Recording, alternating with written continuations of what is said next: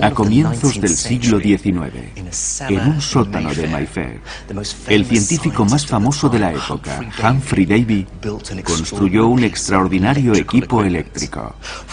4 metros de ancho por 8 de largo de malolientes pilas de metal y ácido fueron creados para generar más electricidad que la nunca imaginada hasta el momento. De hecho, esta fue la batería más grande vista hasta entonces. Y con ella, Davy estaba a punto de impulsarnos a una nueva era.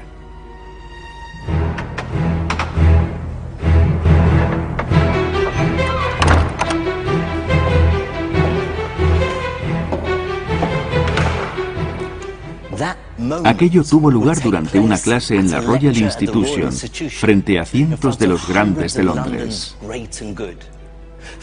Llenos de expectación, pronto llenaron todos los asientos, esperando presenciar una nueva y emocionante maravilla eléctrica.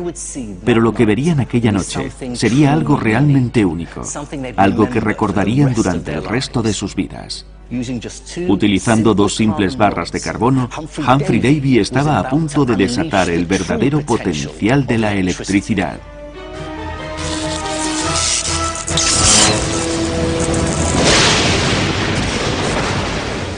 La electricidad es una de las fuerzas más imponentes de la naturaleza, y su manifestación más potente es el rayo.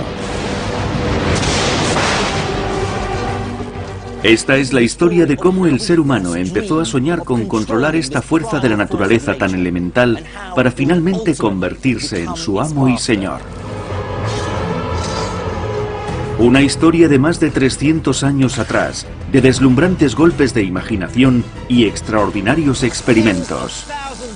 Cientos de miles de voltios atravesaron su cuerpo hasta llegar a la lámpara que sostenía. Una historia de genios inconformistas que usaron la electricidad para iluminar nuestras ciudades, comunicarse a través del mar y el aire, y finalmente, crear la industria moderna y traer la revolución digital a nuestros días. En este documental contaremos la historia de los primeros científicos que empezaron a descifrar los misterios de la electricidad. Es como si cobrara vida. Estudiaron su curioso vínculo con la vida. Crearon extraños y poderosos instrumentos para producir electricidad e incluso consiguieron controlar al mismísimo rayo. Fueron estos hombres los que establecieron las bases del mundo moderno. Y todo comenzó con una chispa.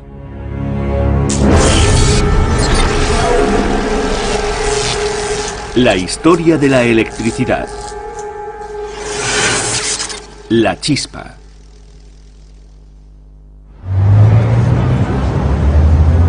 Imaginad nuestro mundo sin electricidad. Sería oscuro, frío y silencioso. En muchos aspectos, sería como volver a principios del siglo XVIII, cuando comienza nuestra historia.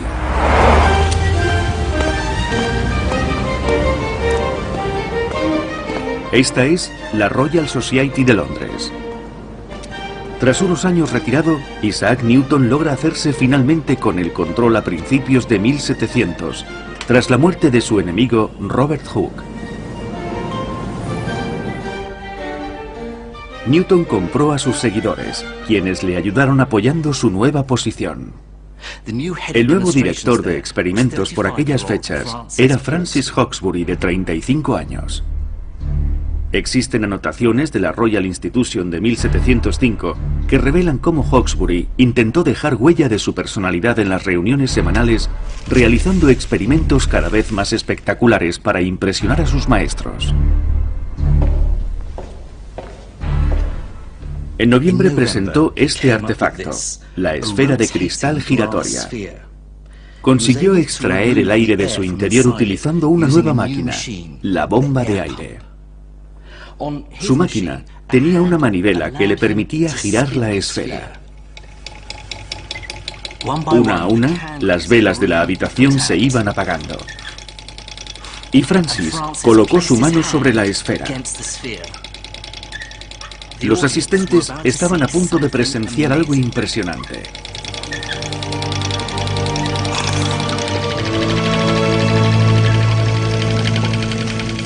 En el interior de la esfera, una luz extraña y tenue se contoneaba alrededor de su mano. Una luz jamás vista antes. Es fantástico. Ese resplandor azul que se está formando alrededor de mi mano y gira en torno a la bola parece cobrar vida.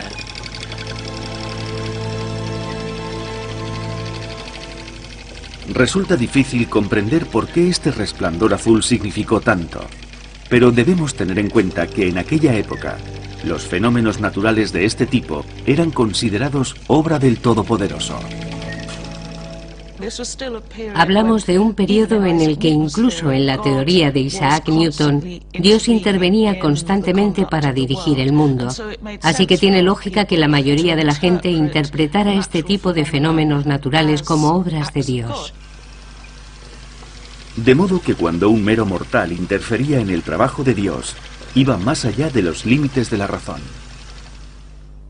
Hawkesbury nunca supo el verdadero significado de su experimento. Perdió el interés en su esfera luminosa y pasó el resto de su vida trabajando en experimentos cada vez más espectaculares para Isaac Newton y así probar otras de sus teorías. Nunca se dio cuenta de que de forma inconsciente había empezado la revolución eléctrica.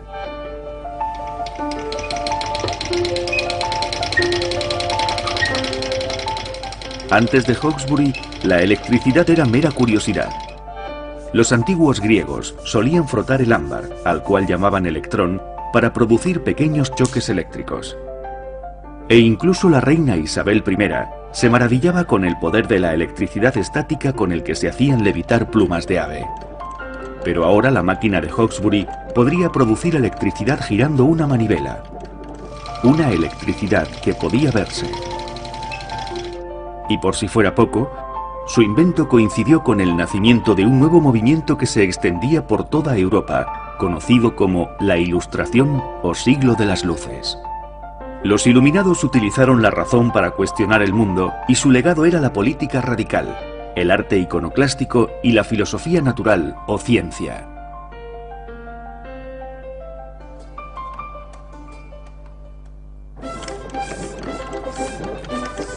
Pero irónicamente, la nueva máquina de Hawkesbury no fue acogida inmediatamente por este grupo de intelectuales, sino por hechiceros y magos de la calle con un interés especial en la electricidad, lo que les llevó a darse a conocer como electricistas.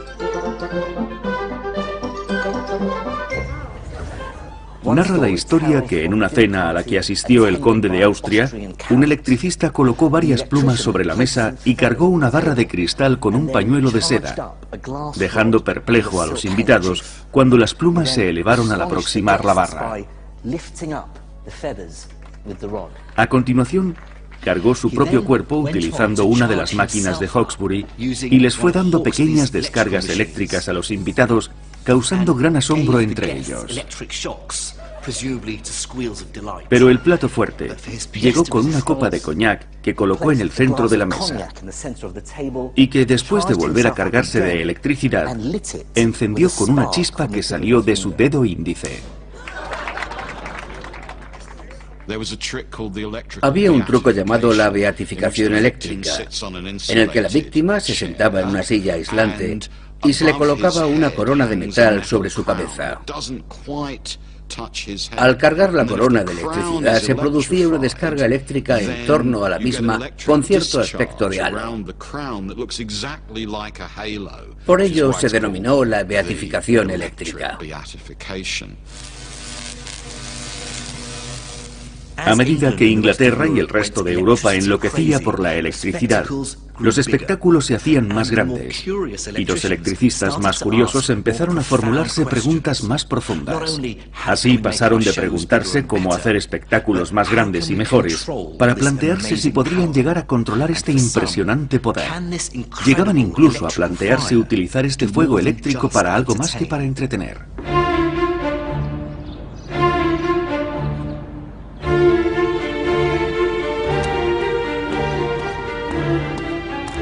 Uno de los mayores avances no se hubiera producido de no ser por un terrible accidente.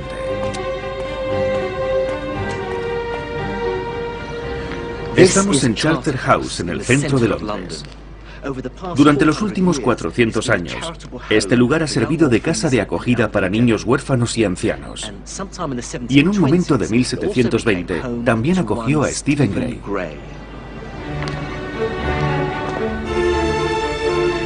Stephen Gray era un conocido tintorero de Canterbury. Observar las chispas eléctricas que saltaban de la seda era algo que le fascinaba. Pero desgraciadamente, un terrible accidente terminó con su carrera y lo dejó en la miseria. Fue entonces cuando le ofrecieron una nueva vida en Charterhouse, donde podría llevar a cabo sus experimentos eléctricos.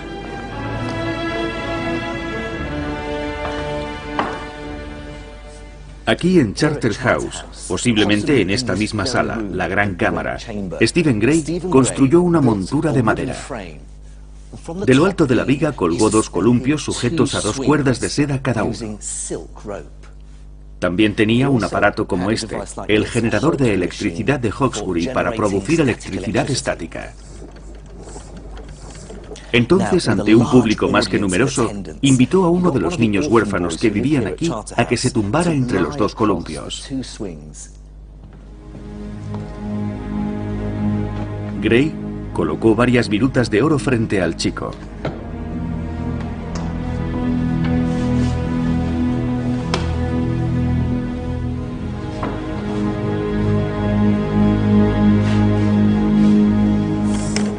Entonces, generó electricidad para cargarlo con una biela.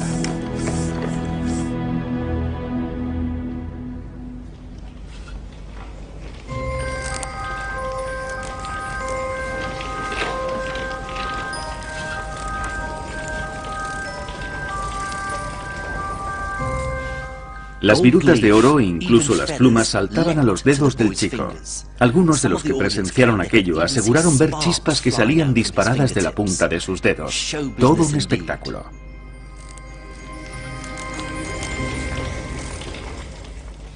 Pero para la curiosa y exigente mente de Stephen Gray, ello significó algo más. La electricidad podía transportarse de la máquina al cuerpo del chico y a través de sus manos. Sin embargo, las cuerdas de seda le cortaban el paso. Aquello significaba que el misterioso fluido eléctrico podía fluir a través de algunas cosas, pero no a través de otras.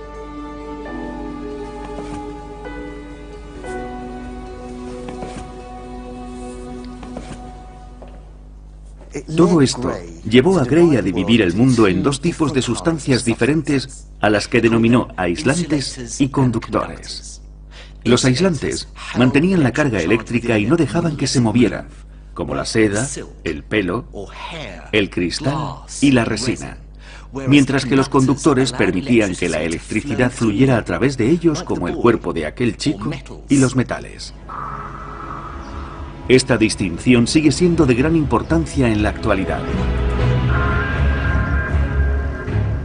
Pensemos en estas torres de alta tensión. Siguen funcionando en base al mismo principio que Gray utilizó hace casi 300 años. Los cables son conductores.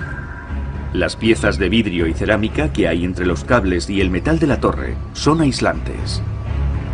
De esta forma, se evita que la electricidad se escape de los cables a través de la torre y llegue al suelo. Son como las cuerdas de seda del experimento de Gray.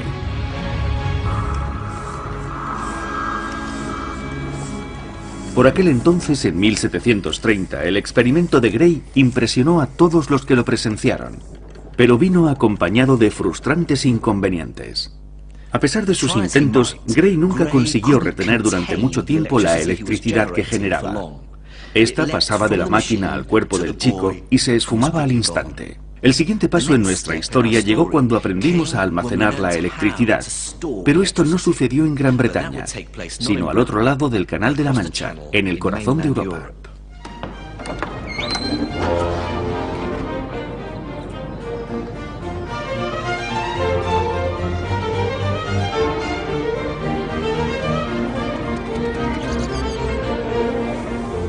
Al otro lado del canal, los electricistas trabajaban con la electricidad como sus homólogos británicos, y de hecho allí había un centro destinado a la investigación de la electricidad en Leiden, Holanda.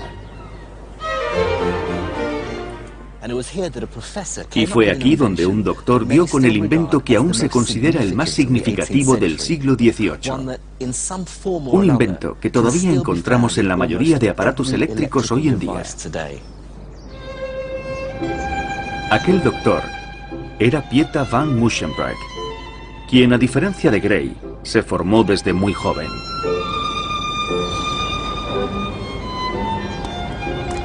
Pero irónicamente, su gran descubrimiento no surgió de su rigurosa ciencia, sino por un simple error humano.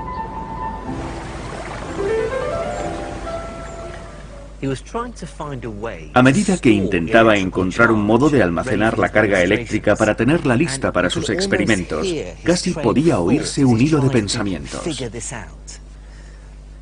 Si la electricidad es un fluido que fluye de una forma parecida a la del agua, es posible que ésta se pueda almacenar como se almacenan los líquidos.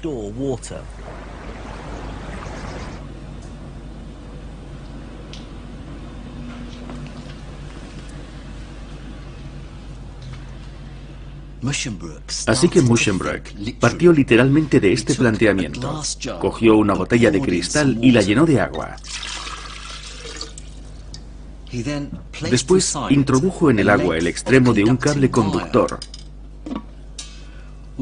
conectado al generador eléctrico de Hawkesbury.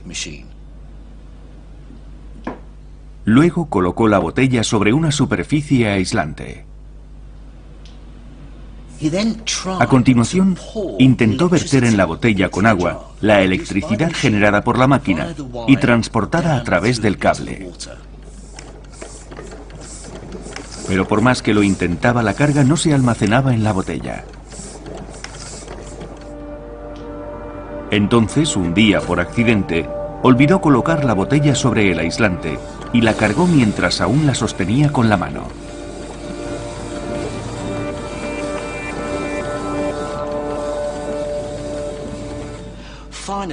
Finalmente, sujetando la jarra con una de sus manos, tocó la tapa con la otra y recibió tal golpe eléctrico que casi lo revuelca por el suelo. Musschenbroek escribió: "Este es un nuevo y terrible experimento que os aconsejo que nunca intentéis, pues juro por el reino de Francia que yo no lo repetiría, ya que si he sobrevivido a él ha sido por la gracia de Dios. Así que seguiré su consejo y sin tocar la tapa intentaré conseguir una chispa".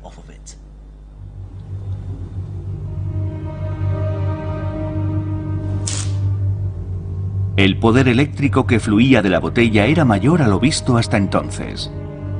Y para mayor sorpresa, la botella podía almacenar aquella electricidad durante horas e incluso días.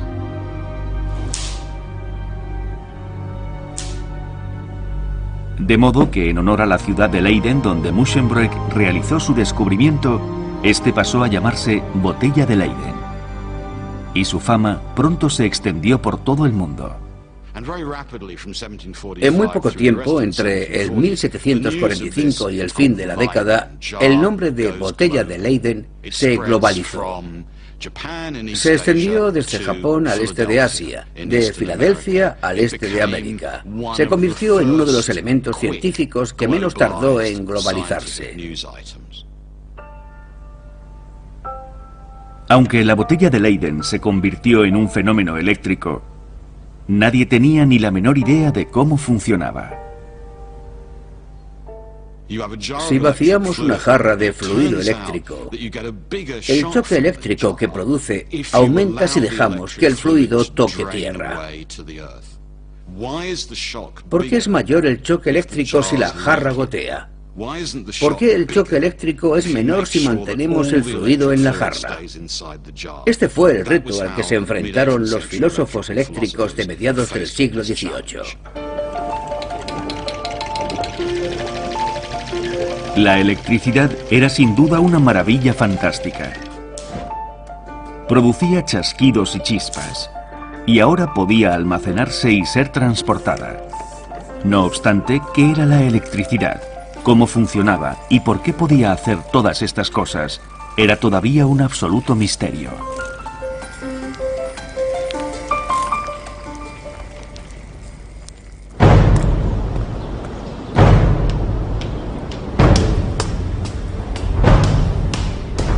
En los siguientes 10 años se produciría un avance que vino de la mano de alguien inesperado.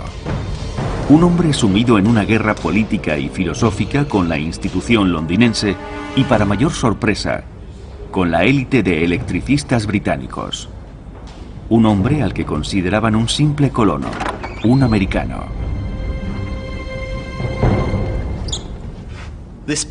Este es el cuadro de Benjamin Franklin. Lo podemos encontrar aquí en la Royal Society de Londres. Franklin era un apasionado partidario de la independencia americana y veía en la persecución de la ciencia racional y particularmente en la electricidad un medio para retrotraer la ignorancia, a los falsos ídolos y por último a sus elitistas maestros coloniales. Todo se entremezcló con la idea democrática e igualitaria que Franklin tenía junto con sus aliados de que este era un fenómeno al alcance de todos. Ellos se decían, he aquí algo que la élite no puede comprender, pero que nosotros sí entendemos. Hay algo que la élite no puede controlar, pero que quizás nosotros sí. Y por encima de todo, se encuentra la superstición, algo que nosotros, los racionales, igualitarios e intelectuales democráticos en potencia, podremos razonar, sin parecer esclavos de la magia y el misterio. De modo que Franklin usó el poder de la razón para explicar de un modo racional lo que muchos consideraban un fenómeno mágico: el rayo.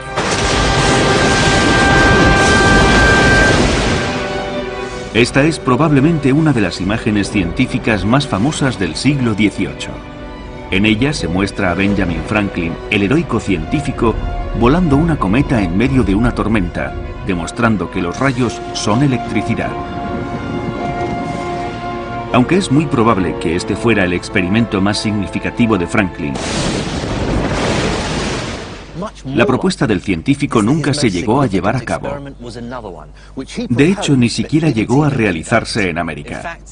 Sucedió aquí, en una pequeña villa del norte de París llamada Marly-la-Ville.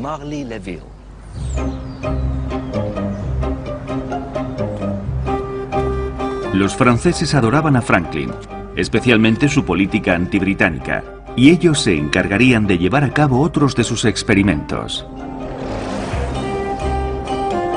Este es el lugar exacto donde tuvo lugar aquel experimento.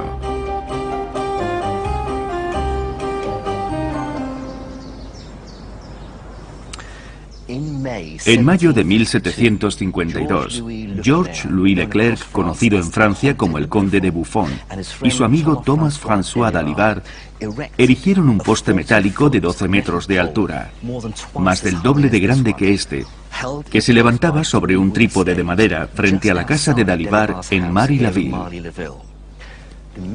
El poste de metal descansaba sobre el interior de una botella de vino vacía. La genial idea de Franklin era que el gran poste de metal capturaría el rayo y lo conduciría a través de la barra metálica, almacenándolo en la botella de vino que había en la base y que cumplía la función de botella de Leyden. Así podría confirmar lo que el rayo era en realidad. Todo cuanto tenían que hacer sus seguidores era esperar a que se produjera la tormenta. Y entonces, el 23 de mayo, el cielo se abrió. A las 12:20 un trueno causó un fuerte estruendo cuando el rayo golpeó el poste. Uno de sus ayudantes corrió hacia la botella y en ese momento una chispa saltó del metal hasta su dedo, causando un chasquido y quemando su mano. La chispa reveló que era el rayo en realidad, algo semejante a la electricidad creada por los hombres. Cuesta sobreestimar la importancia de este momento. La naturaleza había sido dominada, y no solo eso, sino que el ser humano se había apoderado de la varita mágica de Dios. Fue como una especie de herejía. El experimento de Franklin fue muy importante, ya que probó que las tormentas de rayos producen o son producidas por la electricidad y que es posible traer a la Tierra. Es una fuerza de la naturaleza que está ahí esperando a que la atrapemos. Entonces, Franklin concentró su mente racional en otra cuestión. ¿Por qué la botella de Leyden producía más chispas cuando estaba en contacto con la mano? ¿Por qué la electricidad no se escapaba? Y basándose en su experiencia como hombre de negocios, pudo ver algo que los demás no. Al igual que el dinero que está depositado en un banco, la electricidad puede estar a crédito, lo que él denominó positiva, o a débito, negativa. Para él, el problema de la botella de Leyden era comparable a la economía de un país. La idea de Franklin se basaba en que todos los cuerpos están envueltos de una atmósfera eléctrica y que por lo tanto existe una cantidad de fluido eléctrico que rodea todos los cuerpos. Si posee mucho fluido, este se denomina positivo. Si por el contrario posee poco, este se llama negativo. Y la naturaleza está organizada de forma que los positivos y los negativos tienden a equilibrarse como lo hace la economía ideal americana. Franklin comprendió que la electricidad era en realidad carga positiva que fluía contrarrestando la carga negativa, y creía que algo tan simple como esto podía resolver el misterio de la botella de Leyden.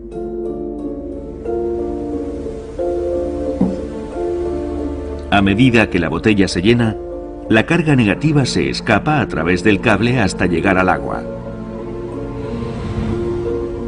Si la botella está colocada sobre un aislante, una pequeña cantidad de electricidad se acumula en el agua. Sin embargo, si alguien sostiene la botella mientras ésta se carga, la carga eléctrica positiva es absorbida por el suelo a través de su cuerpo en el exterior de la botella, intentando equilibrar la carga negativa. Pero el cristal, al ser aislante, impide que las cargas positiva y negativa se equilibren, haciendo que la carga aumente a ambos lados. Al tocar el extremo superior de la botella con la otra mano, el circuito se completa, permitiendo que la carga negativa del interior circule a través de la mano y equilibrando así la carga positiva en el exterior. El movimiento de esta carga produce un choque eléctrico y a menudo chispas.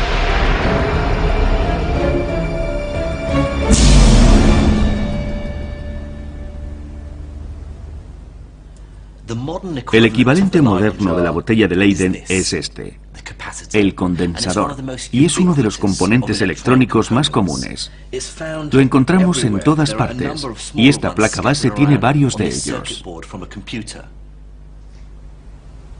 El condensador ayuda a regular los picos de electricidad, protegiendo a los componentes sensibles incluso de los circuitos eléctricos más modernos.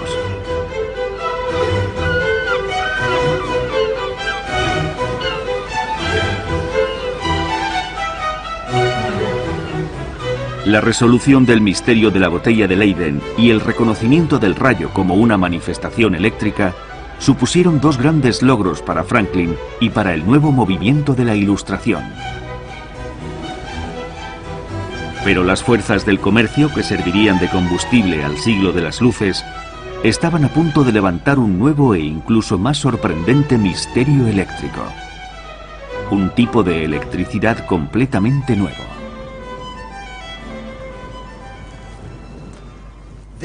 Este es el Canal de la Mancha. Durante los siglos XVII y XVIII, gran parte de la riqueza del mundo pasaba por este estrecho de agua desde todos los rincones del Imperio Británico y más allá, en su camino a Londres. Las especias de la India, el azúcar del Caribe, el trigo de América y el té de China. Pero por supuesto, no solo sirvió de vía para el comercio. Nuevas especies animales y vegetales de todo el mundo cruzaron el canal hasta llegar a Londres, entre ellos uno que particularmente fascinó a los electricistas. El pez torpedo, el cual aparecía a menudo en las historias de los pescadores. Se decía que su aguijón era capaz de tumbar a un hombre. Pero a medida que los electricistas comenzaron a investigarlo, se dieron cuenta de que sus descargas eran muy similares a las producidas por la botella de Leyden. ¿Podía su aguijón realmente producir descargas eléctricas? Al principio muchos renegaban del pez torpedo, como si de una leyenda se tratara. Algunos decían que el pez solo mordía, mientras que otros aseguraban que no podía causar descargas eléctricas, ya que no se producía ninguna chispa. Pero para la mayoría supuso un extraño e inexplicable misterio, y fue uno de los más peculiares y brillantes personajes de la ciencia británica quien desvelaría el misterio del pez torpedo.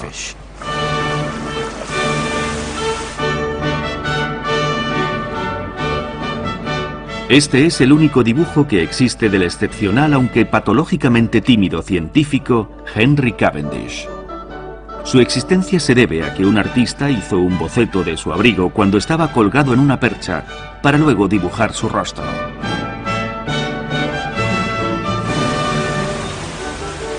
Su familia era increíblemente rica. Eran los Devonshires, aún dueños de Chatsworth House en Derbyshire. Pero Henry Cavendish decidió dar la espalda a la riqueza y la posición de su familia para irse a vivir a Londres, cerca de su querida Royal Society, donde podría cultivar tranquilamente su pasión por la ciencia experimental. Cuando oyó hablar del pez torpedo, sintió gran curiosidad. Un amigo le escribió: "En mi primera experiencia con los efectos del torpedo, me sorprendí al comprobar que se trataba de electricidad. ¿Pero cómo?". Y con el propósito de averiguar cómo un ser vivo podía producir electricidad, decidió fabricar su propio pez artificial. Estos son sus planos: 2 botellas de Leyden con forma de pez que fueron enterradas bajo la arena. Al tocar la arena, estas producían una desagradable descarga eléctrica. Pero Cavendish se encontró con un repetitivo problema.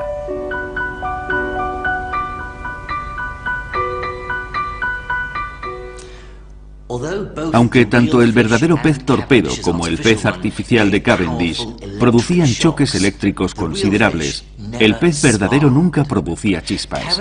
Cavendish estaba perplejo. ¿Cómo podía tratarse del mismo tipo de electricidad si se comportaba de forma diferente? Cavendish se pasó el invierno de 1773 en su laboratorio tratando de encontrar la respuesta, hasta que con la llegada de la primavera tuvo una genial idea. La ingeniosa respuesta de Cavendish apuntaba a una sutil diferencia entre la cantidad de electricidad y su intensidad. El pez real producía el mismo tipo de electricidad, pero su intensidad era menor. Para un físico como yo, aquello marcó un punto decisivo, puesto que supuso un momento en el que brotaron 2 genuinas teorías científicas. A lo que Cavendish llamó cantidad de electricidad, es lo que hoy en día conocemos como carga eléctrica, y su intensidad es lo que se conoce como diferencia de potencial o voltaje. De modo que el choque producido por la botella de Leyden tenía un voltaje alto pero una carga baja, mientras que el pez torpedo tenía un voltaje bajo y una carga alta, y eso es algo que se puede medir. En el fondo de este acuario, bajo la arena, se esconde un torpedo marmorata capaz de producir rayos eléctricos. Mirad cómo sus ojos sobresalen de la arena. Se trata de un pez hembra adulto, y voy a intentar medir la electricidad que desprende utilizando este cebo. Este pez está conectado a un osciloscopio a través de esta varilla de metal. Vamos a intentar medir su voltaje en el momento en el que captura a su presa. Allá vamos.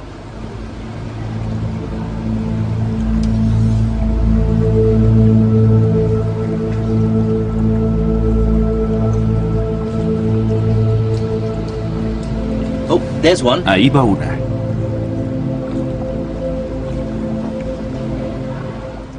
Y ahí va otra. El pez ha producido un choque eléctrico de 240 voltios, el mismo voltaje que la corriente eléctrica doméstica, pero aproximadamente 10 veces menos que la botella de Leyden. Bueno, eso me hubiera dado una descarga eléctrica bastante desagradable, y no quiero ni imaginarme lo que supondría para los científicos del siglo XVIII presenciar algo así. Un animal, un pez, que produce por sí solo electricidad. Cavendish había demostrado que el pez torpedo generaba electricidad, pero no sabía si se trataba del mismo tipo de electricidad que producían las máquinas eléctricas.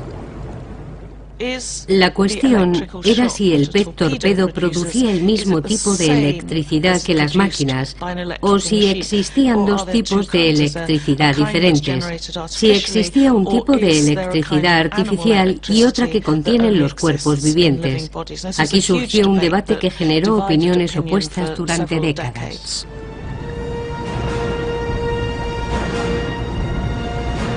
Y de este amargo debate surgió un nuevo descubrimiento. El descubrimiento de que la electricidad no necesita manifestarse mediante un golpe de corriente ni producir chispas, sino que puede ser continua. Y la generación de electricidad continua nos impulsaría finalmente hacia la era moderna.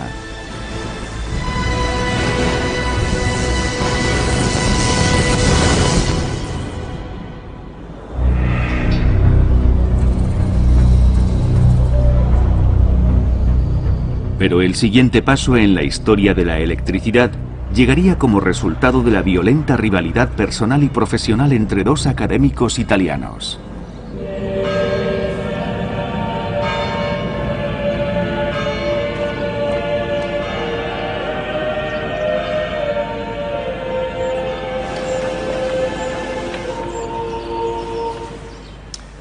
Esta es la Universidad de Bolonia, una de las más antiguas de Europa. A finales del siglo XVIII, la ciudad de Bolonia estaba gobernada por el Papado de Roma, lo cual significaba que la universidad era poderosa, pero de ideología conservadora.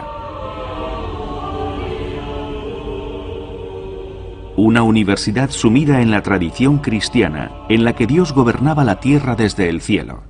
Pero el modo en que la gobernaba era un enigma para los simples mortales. No habían nacido para comprenderlo, sino para servirle. Y una de las figuras más brillantes de esta universidad era el anatomista Luigi Aloisio Galvani.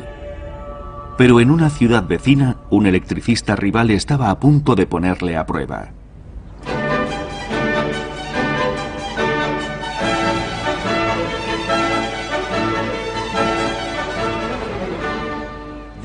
Esta es Pavía, una ciudad situada a tan solo 240 kilómetros de Bolonia, aunque a finales del siglo XVIII parecían dos mundos aparte en términos políticos. Pavía formaba parte del Imperio Austríaco, que la situó en el corazón de Europa en el siglo de las luces. De pensamiento liberal, política radical y obsesión por la nueva ciencia de la electricidad, fue la tierra que vio nacer a Alessandro Volta.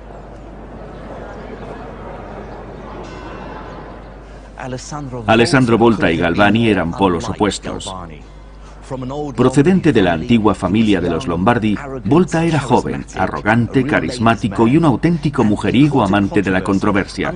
Al contrario que Galvani, Volta presumía de sus experimentos ante las multitudes en entornos internacionales. Las ideas de Volta eran incompatibles con el dogma religioso de Galvani. Como Benjamin Franklin y la Ilustración europea, creía en la racionalidad. La verdad científica, como si se tratara de un dios griego, se encargaba de echar abajo a los ignorantes. La superstición era el enemigo, la razón el futuro. Estos dos hombres vivían por y para la electricidad, y ambos siguieron distintos caminos para observar el mundo en el que se desarrollaba.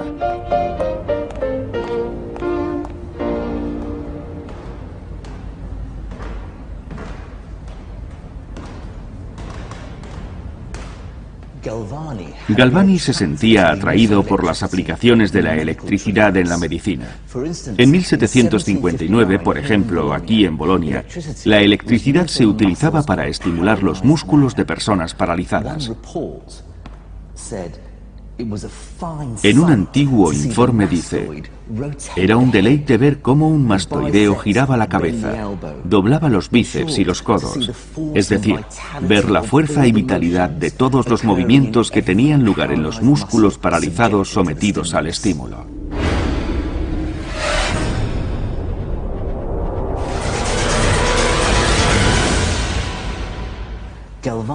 Galvani creía que este tipo de ejemplos demostraban que el cuerpo funcionaba utilizando electricidad animal, un fluido que circula del cerebro hasta los nervios y los músculos, donde entra en acción.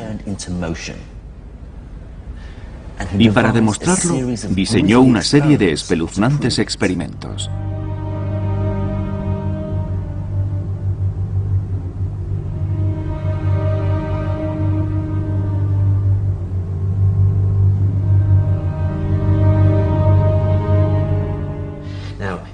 En primer lugar, preparó una rana. Aquí dice que previamente había destripado a la rana, dejando solo los miembros inferiores intactos con el propósito de conservar los nervios principales. Bueno, yo he dejado a mi rana prácticamente intacta, pero he dejado a la vista los nervios que conectan las extremidades del anfibio. Entonces utilizó el generador eléctrico de Hawkesbury para generar una carga electrostática que se acumularía y circularía a lo largo de este brazo y saldría por este cable de cobre. Después, conectó uno de los cables con carga a la rana y otro justo en el nervio bajo su pierna. Veamos lo que sucede. La extremidad de la rana se sacude como si hiciera contacto. Otra vez.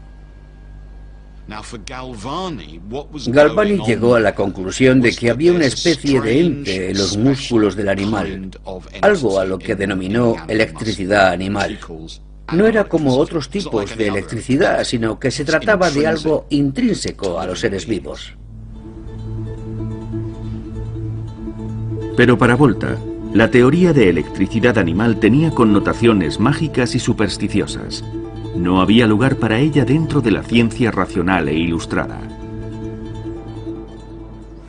Volta interpretó el experimento de un modo totalmente distinto al de Galvani. Pensó que revelaba algo totalmente nuevo. Para él, las extremidades de la rana no se movían como resultado de haber desatado la electricidad del cuerpo del animal, sino debido a la electricidad proveniente de afuera. Las piernas eran meros indicadores. Las ancas de la rana se movían únicamente debido a la entrada de electricidad generada por la máquina. Desde Bolonia, Volta reaccionó furiosamente ante las ideas de Galvani. Volta creía que Galvani había cruzado la delgada línea que separa a los experimentos eléctricos del terreno que corresponde a Dios, y aquello fue considerado una herejía. El concepto de una especie de espíritu artificial como era la electricidad, una fuerza viviente, un agente que se consideraba que únicamente podía ser creado por Dios y transferido al cuerpo de un ser humano o una rana, les pareció un sacrilegio, ya que eliminaba la barrera que separaba el reino divino de Dios del reino material de los mortales.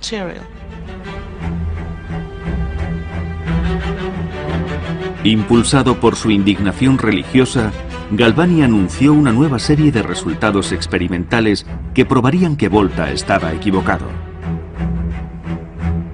Durante uno de sus experimentos, colgó sus ranas de un cable de hierro y descubrió algo totalmente inesperado. Al conectar el cable de cobre al cable del que cuelga la rana y tocar el nervio con el otro extremo del cobre,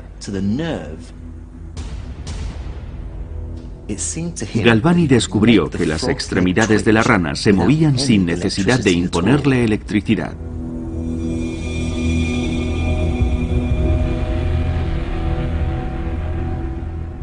Galvani llegó a la conclusión de que debía de haber algo en los cuerpos de las ranas, incluso muertas, que se conservaba durante un tiempo después de su muerte, produciendo un tipo de electricidad y que los cables de metal liberaban de algún modo esa electricidad. Y los cables de metal de algún modo liberaban dicha electricidad. Durante el siguiente mes, los experimentos de Galvani se centraron en aislar dicha electricidad animal, combinando metales, la rana y la botella de Leyden con máquinas eléctricas. Para Galvani, estos experimentos probaban que la electricidad se originaba en la propia rana. Los músculos de la rana eran botellas de Leyden que almacenaban fluido eléctrico y lo liberaban en una ráfaga. El 30 de octubre de 1786 publicó sus descubrimientos en un libro, De Animali Electricitate, la electricidad animal. Galvani estaba tan convencido de sus ideas que incluso envió un ejemplar de su libro a Volta. Pero Volta era incapaz de digerir la teoría de la electricidad animal de Galvani. Estaba seguro de que la electricidad provenía de otro lugar. ¿Pero de dónde?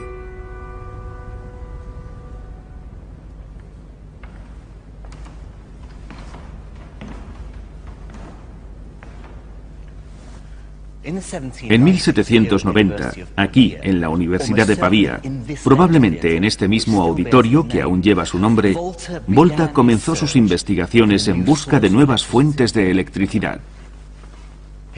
Sus sospechas se centraron en los metales que Galvani había utilizado para mover las extremidades de las ranas.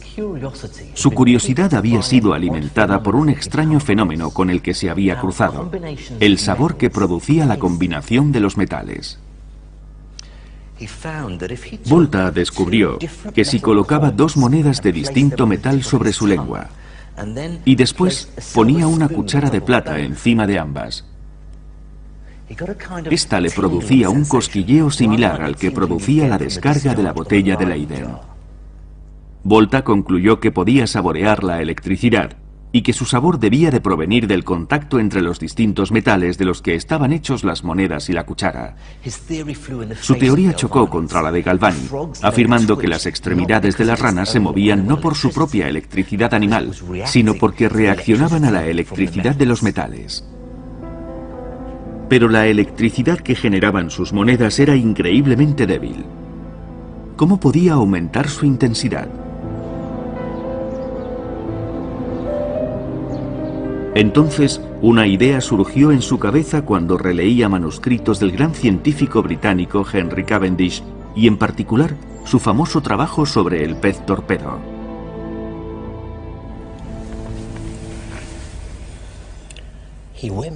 Retrocedió en el tiempo para revisar la teoría del pez eléctrico y, en particular, el patrón que se repetía en el lomo del pez, el cual tenía la clave del poderoso choque eléctrico. Y posiblemente las cavidades del lomo del pez fueran como las monedas y la cuchara, las cuales generaban independientemente una pequeña cantidad de electricidad.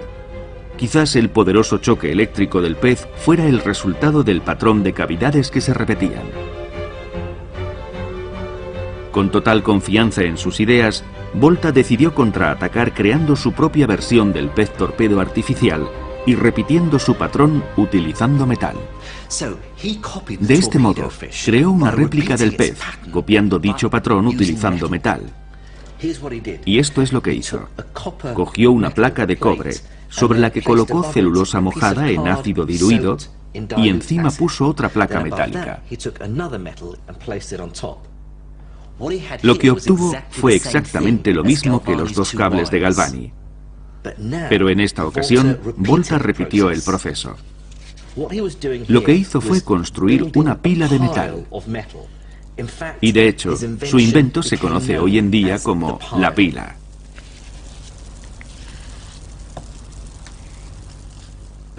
Pero la verdadera revelación vino con lo que esta pila podía hacer. Volta probó su pila consigo mismo, utilizando dos cables que había unido a cada extremo de la torre y aproximando los otros dos extremos a la punta de su lengua. De este modo pudo probar el sabor de la electricidad, y en esta ocasión su flujo era constante y más poderoso de lo normal. Así creó la primera pila. La máquina dejó de ser un artefacto eléctrico y mecánico para convertirse en una máquina única y exclusivamente eléctrica. Así que probó que la máquina que emulaba al pez funcionaba, que lo que denominaba metal o electricidad de contacto de los distintos metales daba resultado, ganando para siempre en su eterna controversia con Galvani. Lo que las pilas de Volta mostraban era que se podía reproducir el fenómeno completo de la electricidad animal sin necesidad de utilizar animales. Por lo que desde el punto de vista voltaico, parecía que Galvani estaba equivocado y que no había nada de especial en la electricidad de los animales. No era más que electricidad fácilmente emulada por esta pila artificial. Pero la mayor sorpresa para Volta fue que la electricidad generada era continua. De hecho, fluía como una corriente de agua. Y como tal, la medida de la cantidad de agua que circulaba se denominaba corriente. Este término pasó a utilizarse para denominar el flujo de electricidad en las pilas, conocido como corriente eléctrica.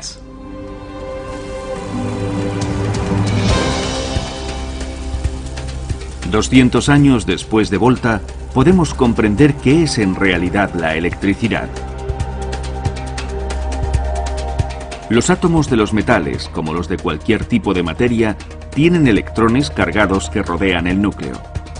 Pero en los metales, los átomos comparten sus electrones entre sí de un modo único, lo cual significa que pueden desplazarse de un átomo al contiguo. Si dichos electrones se mueven en su misma dirección, en el momento del efecto cumulativo, el movimiento produce una carga eléctrica. Este flujo de electrones es lo que denominamos corriente eléctrica.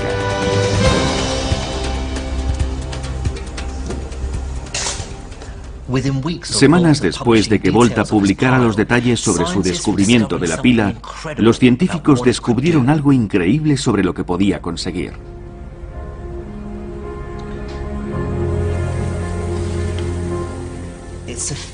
Su efecto en el agua corriente era totalmente inesperado, puesto que la corriente constante de carga eléctrica en el agua la rompía en sus partes constituyentes, en dos tipos de gases, oxígeno e hidrógeno. La electricidad anunciaba el comienzo de una nueva era. Una era en la que la electricidad dejó de ser una mera curiosidad para convertirse en algo realmente útil. Con el flujo de la corriente eléctrica constante, se consiguieron aislar con facilidad nuevos elementos químicos, y ello conformó las bases de la química, la física y la industria moderna. La pila de Volta lo cambió todo.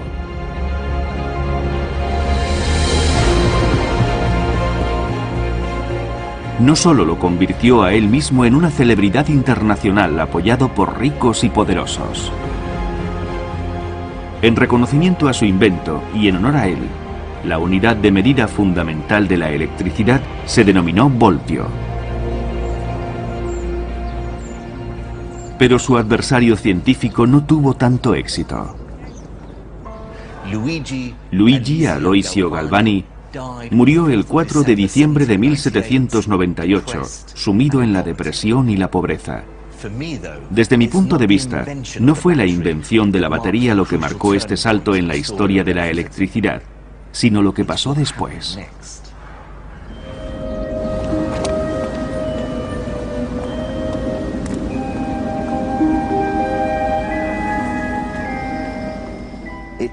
Sucedió en la Royal Institution de Londres, en un momento que marcó el fin de una era y el comienzo de otra nueva.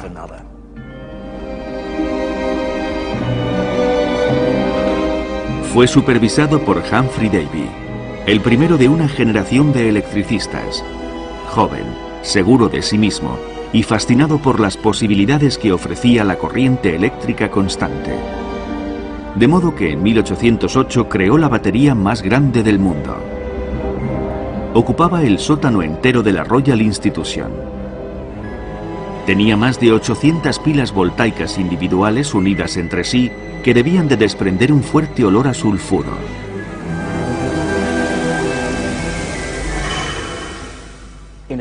En una oscura sala iluminada por la antigua tecnología de velas y lámparas de aceite, Davy conectó su batería a 2 filamentos de carbono y unió sus extremos.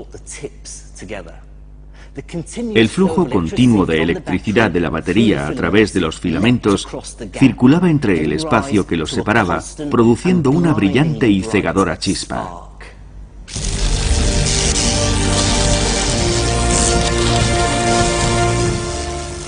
Donde había tinieblas, se hizo la luz.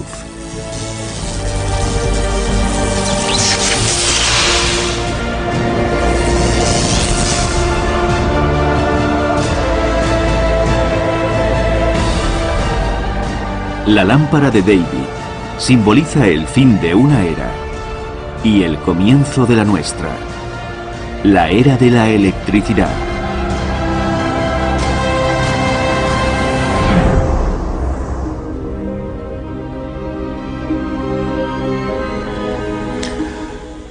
Pero existe un espeluznante enigma en toda esta historia.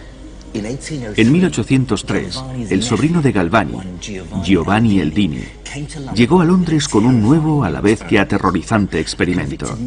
Un asesino convicto llamado George Foster acababa de ser ahorcado en Newgate y en cuanto descolgaron su cuerpo de la soga, fue transportado al auditorio donde Eldini comenzó su macabro trabajo. Utilizando una pila voltaica, aplicó corriente eléctrica al cuerpo sin vida de aquel hombre. Eldini colocó un conductor eléctrico en el ano del cadáver y otro en lo alto de su columna vertebral, consiguiendo que el cuerpo sin vida de Foster se levantara y haciendo que su columna se arqueara y girara. Durante un instante, parecía como si el cadáver hubiera vuelto a la vida. Parecía que la electricidad tenía el poder de la resurrección. Y ello causó un profundo impacto en la joven escritora, Mary Shelley.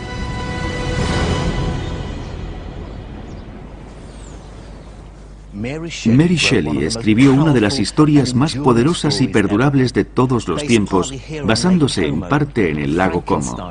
Frankenstein narra la historia de un científico galvanista, probablemente inspirado en Eldini, quien da vida a un monstruo utilizando la electricidad para luego abandonar su creación asqueado por su propia arrogancia.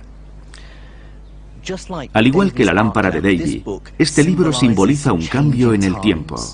El fin de la era de los milagros y el romance. El comienzo de la era de la racionalidad, la industria y la ciencia.